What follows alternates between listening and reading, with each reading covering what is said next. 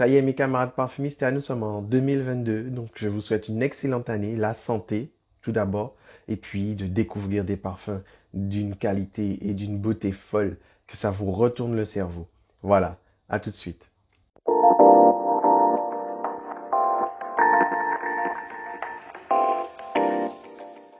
Mes chers camarades légionnaires du parfum, j'espère que vous allez bien, j'espère que vous êtes ravis de me retrouver. Ça y est, nous sommes en 2022. Et donc, ça fait un petit moment qu'on ne s'est pas vu, mais j'étais malade et tout. J'avais même perdu l'odorat. Enfin, le nez était tellement pris que je n'arrivais plus à sentir quoi que ce soit. Mais j'avais pas perdu le goût et l'odorat, mais j'avais le nez qui était HS. Donc, je suis à nouveau disponible et je me suis jeté sur cette marque parce que, en fait, ça fait un moment que je voulais vous en parler. J'avais reçu les échantillons, je les avais achetés et ça fait peut-être 2, 3 semaines déjà, mais j'avais pas le temps avec le boulot de jongler sur tout ça. J'avais prévu de le faire pendant mes vacances, mais voilà, je suis tombé malade. Qu'importe, ça y est, on y est. Je vais vous parler de la marque Anatole Le Breton. Et je peux vous dire que ça fait un moment que j'ai cette marque sous le radar parce que c'était en 2018, j'avais acheté des échantillons. C'est même peut-être même un peu avant chez Jovoin. Et j'avais du coup celui-ci, hein, l'eau scandaleuse, pardon, et j'avais un échantillon et ça m'avait... j'étais... En fait, je vais jamais oublier, quand je l'ai senti, j'étais là, mais... mais quel culot. J'étais sur le cul. Quand j'ai senti l'eau scandaleuse, j'ai dit, mais en plus, ça porte bien son nom, mais c'est scandaleux. C'était quand je vais parler du parfum, vous allez comprendre pourquoi. Mais vraiment, je lui disais, mais ce mec a des couilles, quoi. Il est audacieux, il ose, personne n'ose faire ça, mais lui, il l'a fait et c'était beau, c'était magnifique. Donc voilà, Anatole Le Breton. Donc déjà, hein, on va parler de la marque, mais la marque porte le nom du créateur, tout simplement. Donc la personne qui a créé cette marque, c'est Monsieur Anatole Le Breton et c'est lui qui est aussi le nez derrière chacun des parfums. Il fait tout. D'abord, c'est un collectionneur. C'est un collectionneur de parfums, un féru d'histoire de la parfumerie. Il possède des jus d'une rareté exceptionnelle chez lui aussi. Et il avait même tenu un blog pendant une période assez conséquente. Et donc voilà, c'est un passionné comme nous-mêmes en fait. Hein. En 2013, Monsieur Anatole Le Breton, il va créer son tout premier parfum pour des amis, hein, et comme ça au culot, pour le plaisir de se livrer à l'exercice. Voilà. Et ce qui est important à noter, à mes yeux surtout, et je pense que ça va vous intéresser aussi, c'est qu'en fait c'est un autodidacte. Anatole Le Breton, c'est un autodidacte pur jus. Ce monsieur, il est allé à aucune école de parfumerie. Hein? Il n'est le fils de aucun grand maître parfumeur. Il n'a pas de lien de parenté avec aucune de ces personnes-là qui travaillent dans le milieu de la parfumerie, qui est déjà renommée. C'est pas son cas. Hein? Et il n'a pas de background non plus en chimie, comme normalement on impose pour devenir parfumeur. Il faut que tu aies un background en chimie et tout. Sinon, tu peux même pas postuler, c'est mort. Tu peux postuler, mais tu n'auras que des refus. Et voilà. Et donc lui, non, que dalle. Il s'est fait tout seul. Il faisait ses mélanges chez lui, tout simplement. Voilà, il a acheté des matières premières naturelles et des matières premières synthétiques. Et étant donné qu'il connaissait déjà beaucoup de choses, comme je vous ai dit, donc il faisait des mélanges jusqu'à retrouver des accords qui correspondent à des grandes familles dans la parfumerie. Voilà, tout simplement. C'est comme ça que ça a commencé. C'était un jeu, un plaisir. Et c'est pour ça que j'ai vraiment beaucoup de respect. J'ai beaucoup de respect pour ce monsieur parce que c'est seulement avec ses lectures, ses connaissances des grands classiques et tout ça qu'il est parvenu à créer sa marque de parfum. C'est un truc de malade. C'est un autodidacte tout comme moi. Moi, je suis autodidacte, mais pour la critique de parfum. Et lui, c'est pour la création. Et voilà, donc il a tout mon respect, monsieur Anatole Breton. Je vous adore. Ça va faire mouche, hein, ce premier jus, ce premier test là, ça va plaire. Et donc c'est comme ça qu'il va se lancer dans l'aventure. Mais au départ, c'était vraiment pour le plaisir. Et donc voilà, il va être confiant hein, grâce à ses capacités, ses goûts pour la parfumerie d'excellence. Il va créer ses fragrances, des fragrances qui seront faites main depuis sa région de résidence, hein, la Provence. Et c'est là-bas que chaque année, il va concocter des jus qui seront libres, des jus hors de portée des services marketing. Vraiment, c'est ce genre de marque-là qui fait que je suis amoureux de la parfumerie encore plus que jamais. Pourquoi j'apprécie la parfumerie de niche, justement. C'est ça. Cette marque Anatole Le Breton, c'est la quintessence de ce qu'est la parfumerie de niche et ce qu'on attend de la parfumerie de niche. C'est ça. Et je suis content de vous présenter cette marque-là. Son souhait et sa force, c'est de nous proposer des parfums inventifs, des parfums modernes qui vont rester quand même liés à la tradition de la parfumerie à la française. Donc, comme vous l'aurez compris, c'est un parfumeur créateur indépendant. Donc, pour ce faire, il va utiliser des matières premières qui seront nobles, riches, issues du développement durable. Il y aura aussi des matières premières de synthèse. Ça sera des parfums cruelty-free et sans aucun produit d'origine animale, excepté pour la cire d'abeille.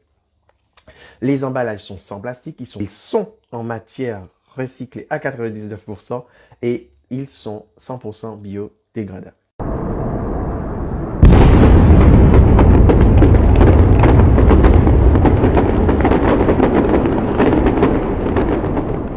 Donc déjà, l'eau scandaleuse, qu'est-ce que c'est? Donc c'est un floral animal. Hein, c'est un parfum floral animal avec une petite facette chyprée.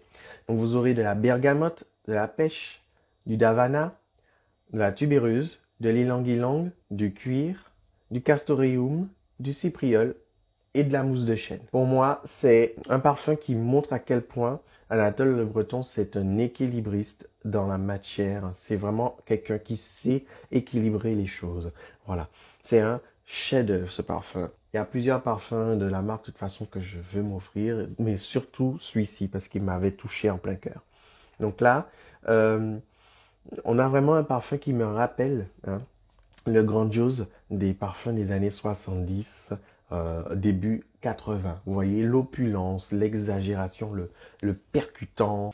Donc là, on a un départ fruité, confit. Ce ne sera pas une sucraille, parce que de toute façon, vous me connaissez, je n'aime pas les sucrailles. Et c'est pas le cas. Donc c'est vraiment un parfum qui sera confit, un confit de pêche. Un confit de pêche qui va être luisant, brillant, juteux. Ça va garder la richesse, la puissance sans tomber dans la confiserie.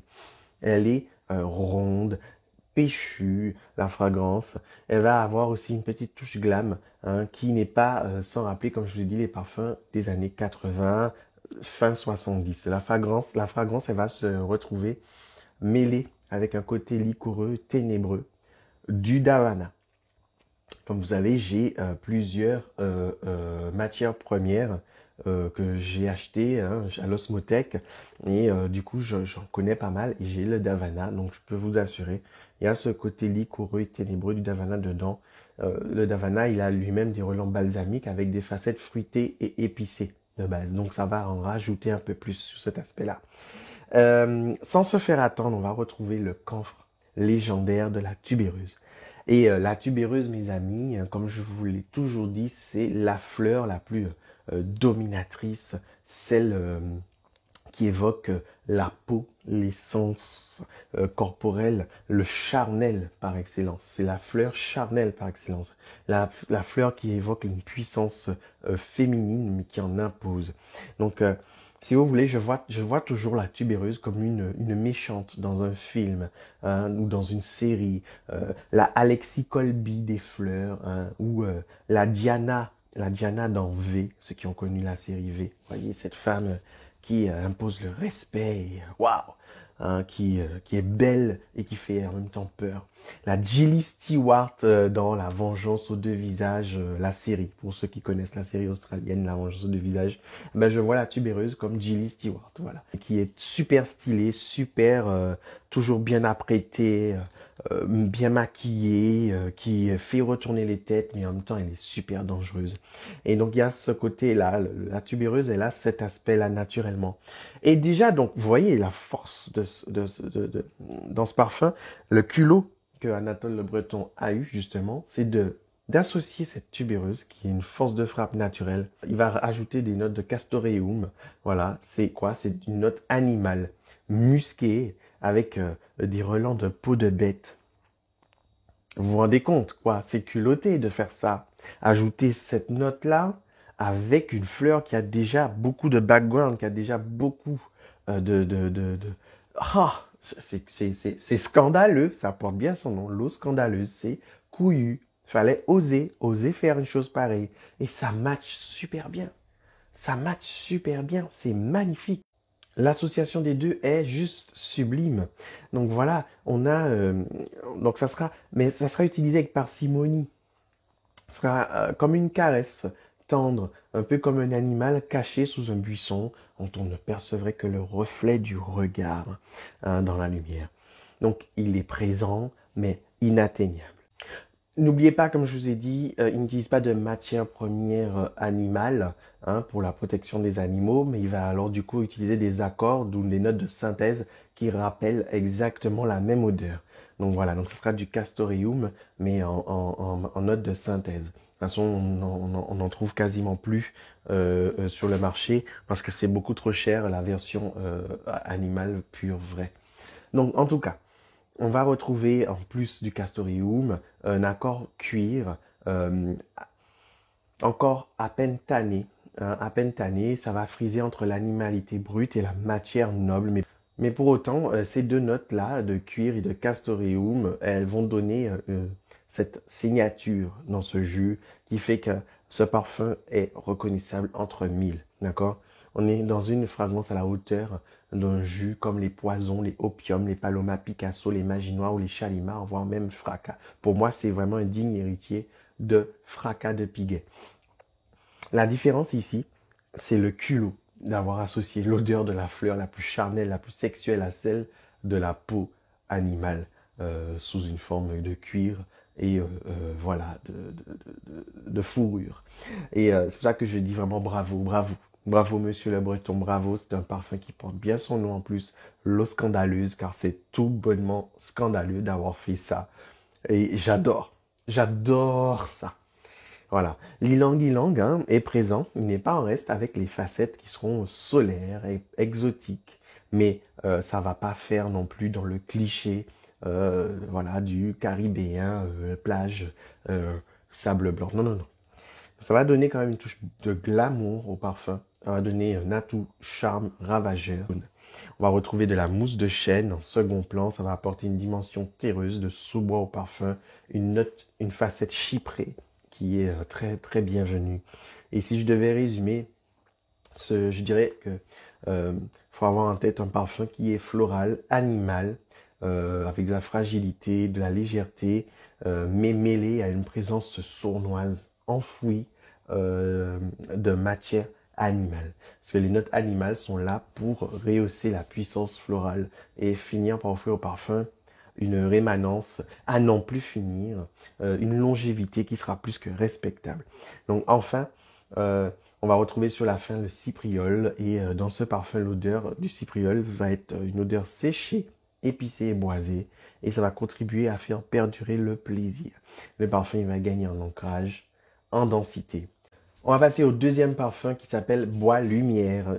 Oh là là là là là là là là là là là là là là là. Et donc Bois Lumière, c'est un parfum ambré, animal et boisé. Voilà. Et vous comprendrez pourquoi je dis animal. Donc déjà vous avez du genévrier corse, de la sauge sclarée, de la mandarine, du sapin baumier, du miel, de la rose, de l'œillet, de l'immortel, de la cire d'abeille, du cèdre de l'Atlas et du benjoin. Donc là, le parfum il va s'ouvrir sur un délice gourmand qui va mêler à la fois une senteur torréfiée, oléagineuse, mixée au relent de caramel gourmand chaud. Donc c'est ce que je vais retrouver vraiment à l'attaque, à l'ouverture même. Ça va pas durer longtemps, attention. L'aspect torréfié, l'aspect caramel, c'est vraiment les 5 premières minutes. D'accord? C'est vraiment de la pure gourmandise, mais il faut voir ce parfum comme un hommage assumé pour le miel et la cire d'abeille. C'est surtout ça dans ce parfum-là. C'est un parfum chaud, baroque, dans l'opulence de la matière et d'une franchise brutale, je vous préviens. Là, je dirais que c'est un parfum qui est unisexe, mais qui plaira plus aux mecs. Ça va plus plaire aux messieurs du côté brut de décoffrage que c'est quand même. Et le côté ambré, animal comme ça, je pense que ça plaira plus aux messieurs. Donc là, c'est un parfum qui est chaud, comme je vous ai dit, mais il a vraiment de la présence, de la puissance comme tous les parfums de chez Anatole Le Breton. Vous allez le remarquer, hein. Bois Lumière, c'est un parfum qui est très mielé, coumariné et cireux. Tout comme la cire d'abeille qui est un des composants de ce parfum, d'accord? Voilà, c'est un parfum qui est dans l'extrême du genre, avec une nervosité qui est incroyable. Et c'est même hors du commun. Je pense que j'ai jamais senti un parfum avec autant de... Un parfum au miel ou à la cire qui sera aussi appuyé, vraiment d'une puissance inégalée. J'avais jamais vu ça, hein. C'est très assumé. Donc, comme je vous ai dit aussi, ils n'utilisent pas de vraie matière animale pour le respect de la nature. Mais du coup, il n'y a que la cire d'abeille. Le miel, ça sera un accord miel, hein. On va en parler un peu plus tout à l'heure. On va se retrouver avec une combinaison percutante à souhait de la force de frappe. D'accord? Grâce à la combinaison à la fois d'une opulente cire d'abeille sirupeuse avec des facettes ambrées vanille, mielées, mais aussi de noix, de fruits jaunes, de fruits secs. C'est une cire qui, elle est épaisse en fait en texture. Elle est épaisse en texture odorante, concentrée, ambrée. C'est un ambre animal corsé mais en puissance. Vous allez voir, je ne vais pas arrêter de le dire, mais c'est vraiment le cas. Avec un océan de miel qui coule et dégouline de partout. L'odeur du miel en parfumerie, elle est due à l'apport de notes de synthèse, comme par exemple le nectarol, le miel olifac, le miel naturome, etc., etc. Donc là, on a une effluve de miel brut caractéristique, hein, avec une odeur de vrai miel, comme je dis, grâce aux notes de synthèse. Pour ceux qui se disent en ce moment même, pourquoi je dis vrai miel, comme s'il existait du faux miel. Ben oui, il existe du faux miel. Et bien plus que vous ne l'imaginiez, plus de 20% des miels en vente sont faux. Voilà, ils sont coupés avec d'autres produits, des sirops, des choses du genre, mais c'est jamais, et voilà, il y a beaucoup de faux miel. Plus c'est pas cher et plus vous allez tomber sur de la merde. Quand vous voyez que ça c'est miel issu de l'Union européenne et hors Union européenne, alors là, faut déjà vous méfier, hein. Ça, il y a de fortes chances que c'est de la daube qui viennent de Chine. Donc, en tout cas, le goût et l'odeur de ces miels faussés, ça va induire les gens en erreur et surtout les enfants qui vont croire que ces faux miels-là sont le vrai miel. Donc, ils n'auront pas le vrai goût du miel, ils n'auront pas la vraie odeur du miel qui est brut de décoffrage normalement. Donc voilà, je poursuis pour vous dire quoi. Avec notre parfum Bois Lumière ici, hein, on va également retrouver dans ce parfum de l'œillet qui va apporter du peps, de l'épicé, du piquant, hein. Euh, Ça dépend des dosages. Normalement, quand on y va à fond avec l'œillet, on retrouve un aspect clou de girofle, mais il n'y a pas cet aspect clou de girofle dans ce parfum-là. Ce n'est pas dosé à ce point-là. Malgré tout, l'emploi de cette fleur épicée chaude et balsamique, hein, elle va enfoncer le clou et va appuyer le caractère qui est enveloppant du parfum. Le cèdre aussi y est pour quelque chose. Et oui, c'est le terpène qui est contenu dans le bois de cèdre qui rend la fragrance si percutante et corsée. Quand on sent ce parfum et qu'on le porte, en plus, on va retrouver un côté cireux qui va être éternel. Et ça va être grâce aux terpènes qui sont contenus aussi dans le bois de cèdre. Le benjoin va apporter une douceur, des facettes baumées, ambrées et boisées aussi. Ça va donner un esprit complet ambré balsamique à la fragrance.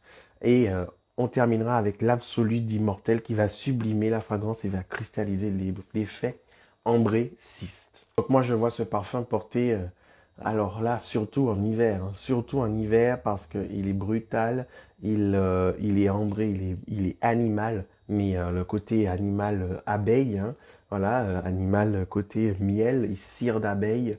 Donc vraiment, faut l'assumer. C'est un parfum avec énormément de caractère. Je pense qu'il va beaucoup plaire aux mecs qui veulent un parfum qui percute. Mais faut aimer le miel, faut aimer la cire d'abeille. Si vous n'aimez ni l'un ni l'autre, vous n'allez pas pouvoir porter ce parfum parce que c'est vraiment ça en fait. C'est de la cire d'abeille, c'est du miel, c'est la vraie odeur brute de décoffrage. Donc on va passer au troisième parfum. Voilà.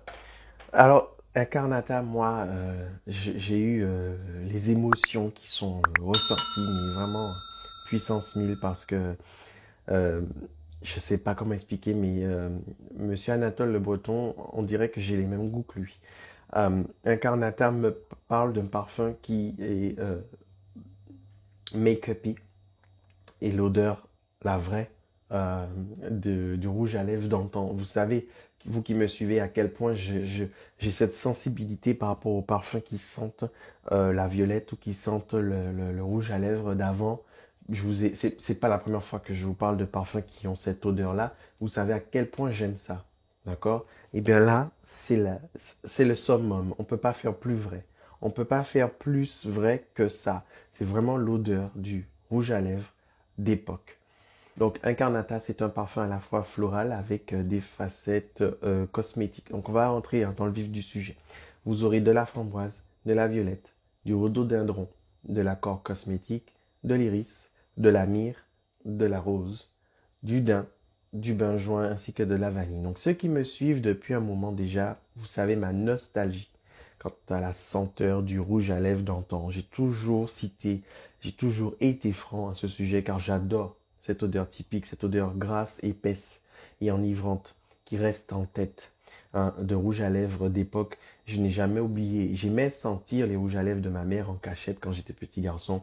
Parce que c'est vraiment une odeur qui est captivante et qui est propre au rouge à lèvres d'époque. Hein.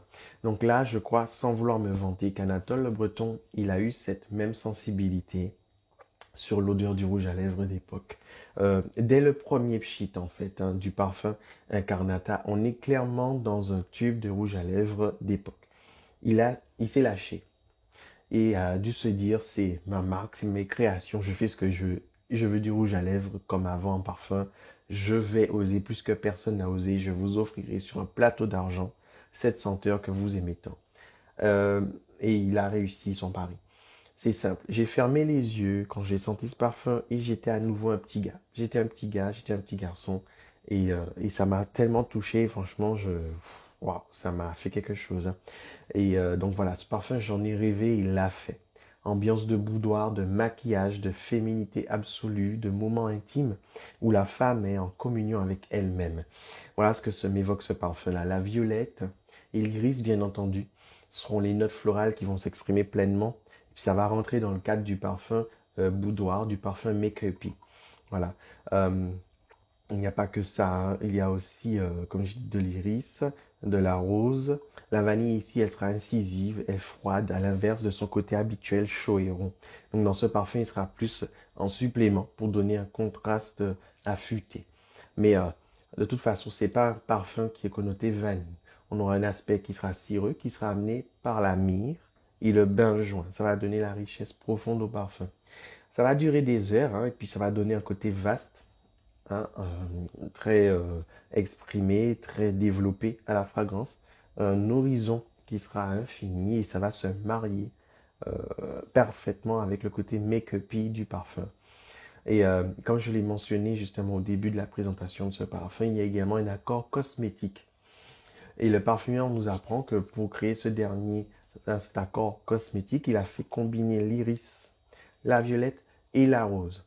Donc c'est donc une plongée dans le cœur même de l'esprit boudoir par excellence. Il a été vraiment au fond des choses, il a été jusqu'au bout, c'est du jusqu'au boutisme, c'est du jusqu'au boutisme pur. Il y a une note de framboise qui va faire le lien entre tout, hein, du début à la fin, mais elle n'est pas omniprésente. Elle est subtile et elle va apporter de la douceur, de la modernité et ça va prouver une fois de plus le talent d'équilibriste dont sait faire preuve Anatole Le Breton, parce que c'est jamais too much dans ce cas de figure-là. En tout cas, la framboise vient pas prendre tout le pas. On n'est pas dans un parfum framboise. C'est pas le cas. C'est pas le cas. Là, vraiment, c'est un parfum de femme, mais qui peut tout autant plaire aux jeunes femmes. C'est un parfum qui va être multigénérationnel. Ce ne sera pas un parfum girly, ce ne sera pas un parfum de grand-mère, ça va être un parfum qui est vraiment la femme. Donc voilà, c'est un parfum avec un charme absolu et qui a une signature qui lui est propre.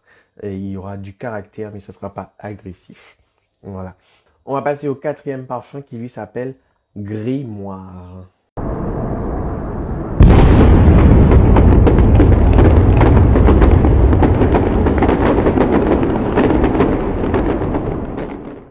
Donc grimoire, c'est un oriental boisé résineux. Voilà, donc les notes seront de la bergamote, du basilic grand vert, de la lavande fine, de l'élémie, de l'encens de Somalie, de la lavande de Séville, du cèdre de l'Atlas, du cumin, du patchouli, de la mousse et des muscs.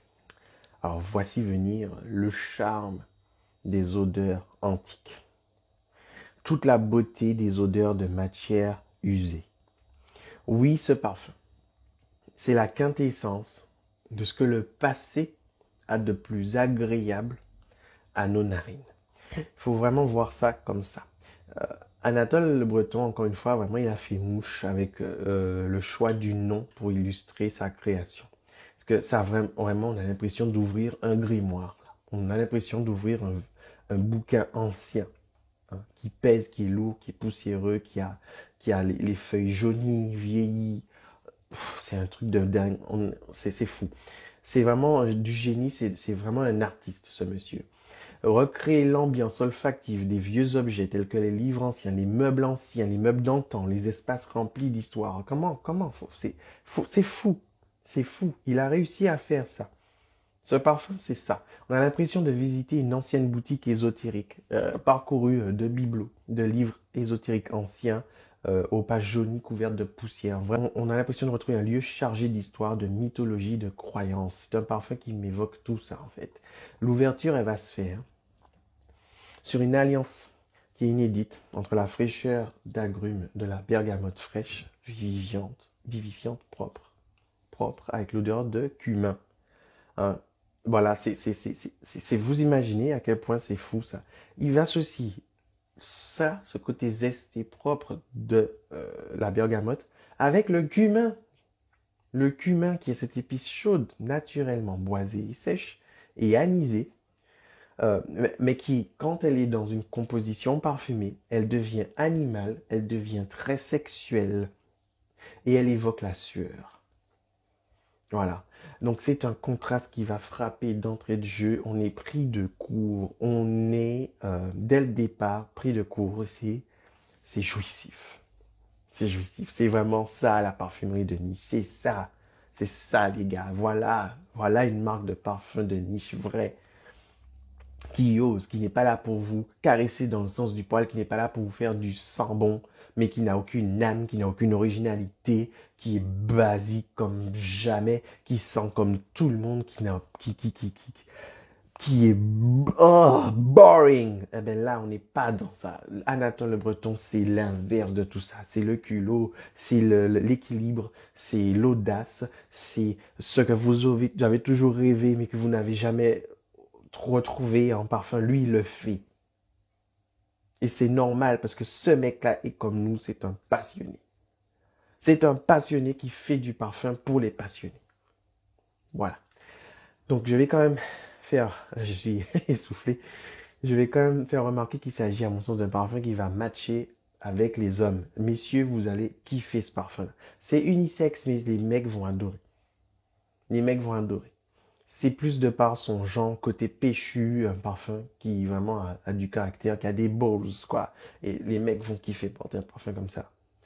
Les terpènes présents dans le bois de cèdre, qui est une matière boisée, hein, sèche, résineuse, hein, ça va faire, les terpènes présents dedans, eh ben elles vont faire corps avec les terpènes qui sont présents aussi dans l'encens, l'élémie. Ce qui fait que sur la fin, hein, de la fragrance, je vais découvrir une odeur qui sera très malicieuse, qui n'est pas sans rappeler l'odeur du cannabis séché. Ouais. Vous avez déjà remarqué que le cannabis à l'état brut, ça va dégager une odeur qui est texturée, presque palpable, avec un effet un peu poudré qui va titiller les narines. Vous avez déjà remarqué ça, pour ceux qui ont senti le cannabis quand il est entre les mains là. Et ben c'est dû aux terpènes. Donc les terpènes, c'est quoi? Les terpènes sont des composés chimiques qui sont responsables de l'odeur que dégagent les végétaux, les fruits, les légumes, l'herbe, les épices et tous les autres éléments qui sont liés à la botanique. Donc ce sont des hydrocarbures en fait, des hydrocarbures organiques qui génèrent ces odeurs-là. Des molécules qui sont volatiles, qui vont s'évaporer facilement jusqu'à arriver à notre nez et qui vont faire qu'un légume va nous attirer davantage qu'un autre. Donc c'est pour ça que beaucoup de personnes sont fascinées par l'odeur du cannabis en fait. C'est pas de leur faute. On va retrouver la facette cireuse, poivrée de l'encens, mais pas son aspect camphré. Donc cet encens, il va contribuer pleinement au côté mystérieux de la fragrance. Cet encens sera froid. En général, l'encens en parfum, il est froid, il n'est pas chaud. L'encens, par rapport à toutes les autres résines, l'encens est froid. Il a un rendu froid. Donc, vous allez ajouter aussi le patchouli qui est terreux, boisé, fumé et mousseux. Et toute cette synergie, ça va nous transporter tout de suite dans le côté grimoire. Ça va parachever l'esprit mystique de la fragrance, ça va rajouter dans la magie, dans son aura ésotérique, et puis qui fait la beauté en fait de ce parfum. Là, avec l'eau scandaleuse, c'est mon deuxième coup de cœur, c'est vraiment le deuxième parfum que je vais m'offrir de chez Anatole Le Breton. Donc on va passer au cinquième parfum dont je vais vous parler qui s'appelle Cornaline. Alors je ne vais pas m'attarder énormément sur celui-ci et je vais vous expliquer tout simplement pourquoi. À la base ce n'est pas du tout mon style de parfum, c'est pas vraiment ce que je porte, c'est même l'inverse. Mais je vais quand même en parler vite fait parce qu'il mérite quand même qu'on s'y attarde un petit peu. Je sais qu'il y a des gens qui aiment ce genre de parfum. Donc pour moi Cornaline c'est un peu comme les parfums Bala Versailles, Shocking de Schiaparelli, Mitsuko, Shalimar, Tabac Blond, Émeraude de Coty. Donc vous voyez un peu le genre. Il est dans le même esprit que les grands classiques de la parfumerie. Et donc voilà, les gens qui aiment ce genre de parfum, ce genre de parfum baroque, rétro, vous allez adorer Cornaline. Cornaline, je vais vous donner les notes olfactives. Vous avez de la bergamote, vous avez de la fleur de carotte, vous avez du géranium, de la pêche, de la jacinthe, de l'ylang-ylang, de la belle de nuit, du benjoin, du musc et de la vanille. La belle de nuit, c'est de la mirabilis, pour ceux qui se demandent. Donc là, vraiment, comme je vous ai dit, c'est un parfum baroque, rétro, dans le même esprit que les plus grands classiques du genre. Mais c'est pas ma cam. Vous savez, je n'aime pas ce genre de parfum-là. Donc, pour les gens qui aiment les parfums de ce genre, je vous conseille vraiment. Vous pourrez y aller, vous pourrez vous faire plaisir. Cornaline, c'est votre kiff. Vous allez adorer. Sixième parfum, cette fois-ci, Perfumista. Il va plaire à tout le monde.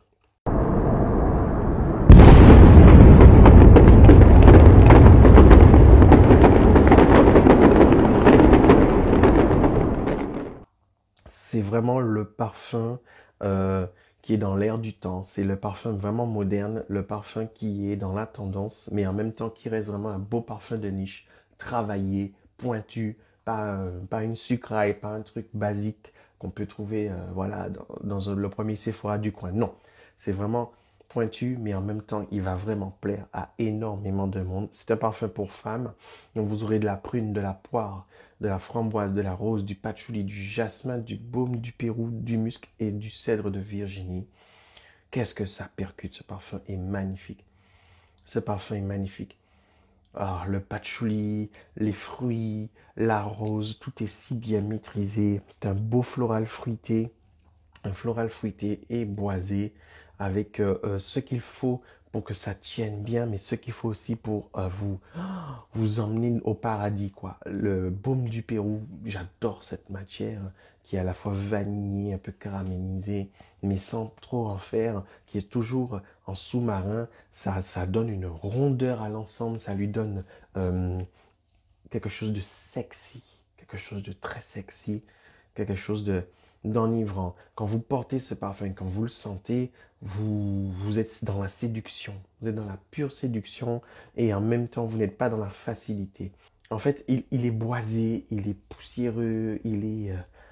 Waouh, ce parfum est dans l'âme. Et il est magique, ce parfum. J'ai pas voulu trop m'attarder là-dessus parce que je sais qu'il va plaire. Donc ça sert à rien que je m'attarde là-dessus trop, sans disant, ce parfum-là, vraiment, ça doit être le best-seller. J'en suis plus que certain. Ce parfum, mesdames, c'est la séduction.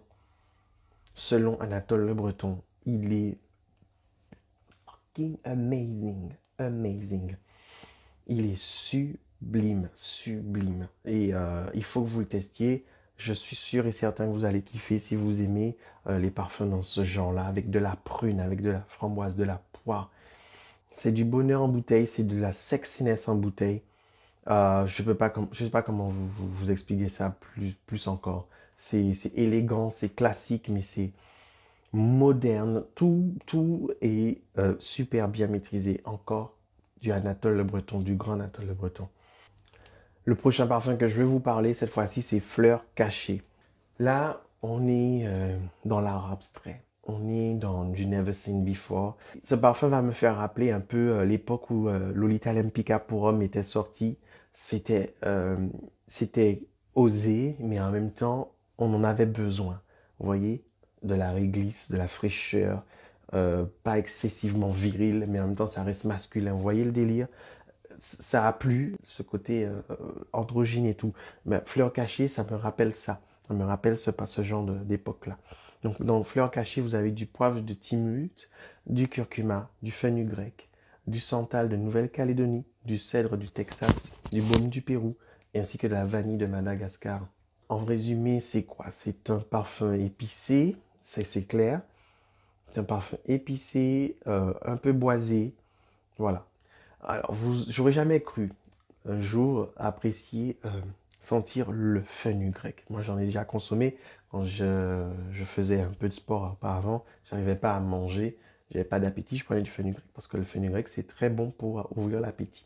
Pour ceux qui ne connaissent pas, en fait, le fenugrec, c'est une plante dont on utilise entre autres les feuilles en salade, mais surtout les graines et dans plusieurs cas de figure pour ouvrir l'appétit, comme je vous ai dit, pour aider à la lactation pour les femmes qui ont peu de lait, et aussi pour faciliter l'accouchement, ça aide à faire pousser les cheveux, très recommandé pour traiter le diabète également. Mais ce complément alimentaire-là, hein, donc c'est 100% naturel, hein, mais il a un goût très amer et très étrange qui est indescriptible.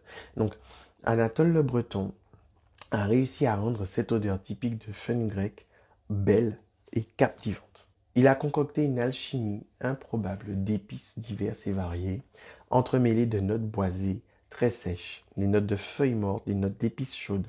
Il a commencé par mettre en exergue les facettes tant épicées, torréfiées, que les boisées et sèches du fenugrec. Donc l'odeur, elle est obsédante, végétale, mais pas verte. C'est un végétal qui est brun, qui est séché au soleil, brûlant. Une odeur délicate. Curcuma aussi, hein, il est chaud, il est poudré, avec un beau relief sans tomber dans le déjà convenu, déjà vu. Il va appuyer l'aspect épicé du parfum, sans en faire trop, sans tomber dans le culinaire. On aura le poivre de Timur qui va s'exprimer à fond à l'ouverture. Il va être zesté, frais. Il est vert comme s'il était fraîchement concassé et évidemment, il est épicé. Il va donner le peps dont la fragrance a besoin à l'attaque. Et aussi, ce parfum va contenir un de mes ingrédients favoris, mon fixateur préféré qui est le baume du Pérou. J'adore le baume du Pérou. Donc, à coup sûr, dès que je sens un parfum qui en contient, hein, du baume du Pérou, moi je succombe. Donc là, vraiment, vous voyez, ça va avoir une odeur douce, baumée, boisée de caramel vanillé et animal. C'est ça qu'apporte le baume du Pérou. Tout cela, ça va être aussi de façon subtile et l'effet, il va être vraiment magique. Ça va faire mouche. Euh, et je peux vous assurer que cet aspect est bien présent dans ce parfum qui est fleur cachée. Je pense que il va plaire aux hommes. Là aussi, c'est encore un parfum qui va plaire aux hommes. Messieurs, ça c'est pour vous. Si vous aimez les parfums anisés, les parfums originaux épicés, mais pas épicés chaud, épicés froid. Si vous avez adoré Lolita Lempicka pour homme, les genres de parfums anisés, réglisse comme ça, vous allez kiffer ça. Mes chers camarades du parfum, je vais terminer ma toute dernière revue avec le parfum Racine Carrée, qui est le dernier jus qu'a créé monsieur Anatole Le Breton. C'est une dinguerie. Donc là, on aura de la carotte, du céleri, de la camomille romaine, de la sauge sclarée, de l'iris, de la réglisse, du cypriol, du vétiver et de l'ambrox. Donc à l'attaque, hein, c'est un iris couché sur papier. J'ai littéralement retrouvé l'odeur du papier journal. Vous voyez le journal, hein, qu'on feuillette le matin entre un café et un croissant tiède que l'on achète en arpentant le métro. Donc c'est dû à quoi? L'iris. Mais il va être très sec ici. Il va être très sec, plus sec qu'à l'accoutumée. Au bout de 5 minutes, on va commencer à ressortir, à retrouver le côté poudré qui fait la renommée de la matière. Elle va devenir diffuse et ozonique et ça impose. Hein. C'est vraiment le charme de l'iris, qu'on le veuille ou non. Au bout de 10 minutes, ça va être le céleri qui va rentrer en scène, aidé de la carotte. L'usage de légumes dans un parfum est couillu, peu répandu. Seuls quelques artistes parfumeurs et de marques avant-gardistes osent s'essayer à cet exercice. On va retrouver le juteux de la carotte, fraîchement déterré, encore sale et couvert de terre, avec les fans hein, bien vertes, pleines de chlorophylle. Et puis une odeur un peu anisée, naturelle, va se dégager au fur et à mesure et cela est dû bien sûr au céleri, avec son odeur épicée, froide et fraîche. Mais Anatole, le breton, ne s'est pas arrêté là. Il a également amené la camomille romaine, cette petite fleur persistante qui pousse un peu partout hein, dans nos espaces verts. Il faut savoir que c'est aussi une matière qui est considérée comme épice dans le monde de la parfumerie. Donc c'est une épice qui est froide avec une facette coumarinée qui prend le dessus et très diffuse du coup.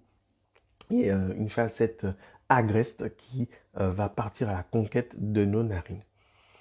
Donc à la moitié de l'évolution du parfum, hein, l'iris sera plus perceptible. Ça va être un problème, mais, parce que j'aurais quand même préféré que cette matière soit toujours présente. Hein. Malheureusement, c'est pas le cas. Elle va disparaître. Euh, mais c'est dommage parce qu'elle avait vraiment cette force sèche et froide qui fait que ça donne un tout autre niveau d'interprétation. Quoi qu'il en soit, c'est une fragrance qui est audacieuse et qui est inédite et qui va briser les codes. Hein. Et vraiment, on est dans l'esprit des parfums de niche là. Des parfums, comme je vous ai dit, hors du commun, qu'il faut voir comme des œuvres d'art qui sont clivants mais qui interrogent et puis qui ne ressemblent à aucun autre. Racine Carrée, c'est de l'originalité en bouteille. Voilà, faut tester, faut voir si vous appréciez ou pas. Ça peut être clivant, mais faut voir, faut tester. Comme je vous dis, euh, on est là pour ça. On est là pour être surpris. C'est ça que je dis aussi, acheter des échantillons, tester sur peau, n'achetez pas à l'aveugle. C'est important. Mais waouh, quel culot. J'adore ça. J'adore ça. Et à savoir aussi, là, il n'y a pas si longtemps, je crois que c'était l'an dernier, Monsieur Anatole Le Breton avait lancé une opération de crowdfunding pour un parfum qui va être sur le thème de la vanille. J'ai vu que l'opération a très bien fonctionné. J'avais retrouvé le lien avec mes recherches. Et donc, je n'attends qu'une chose, c'est de voir son interprétation de la vanille. Parce que ça doit être amazing. J'attends que ça. Je pense que ça va sortir du coup pour 2022. Donc en ce moment, en plus, quand vous achetez un flacon de parfum de chez Anatole Le Breton, il faut savoir que les flacons sont tous des 50 ml. Quand vous achetez un flacon, vous avez en offert Travel Spray, un flacon de voyage de 7,5 millilitres. Au choix, vous choisissez le parfum qui vous intéresse pour l'avoir en 7,5 millilitres. Vous pouvez reprendre exactement le même parfum ou choisir un autre parfum de la gamme. Voilà. Mes camarades parfumistes, là aussi, sachez que si vous voulez les échantillons, c'est directement sur le site hein, anatolelebreton.com. Voilà. Donc mes chéris, j'espère que vous avez apprécié cette revue. Ça m'a fait plaisir de la faire. C'était pointu et j'ai kiffé. C'était vraiment compliqué et j'adore ça. Je pouvais pas le faire avant parce que j'avais pas le nez. Voilà, mon nez était bouché, je pouvais rien faire. Mais là, ça y est, j'ai retrouvé l'odorat et encore plus affiné qu'avant, donc c'est génial. En tout cas, je vous souhaite à tous une bonne semaine, une très belle année 2022. Parfumez-vous bien, testez sur peau, n'achetez pas à l'aveugle. À très bientôt.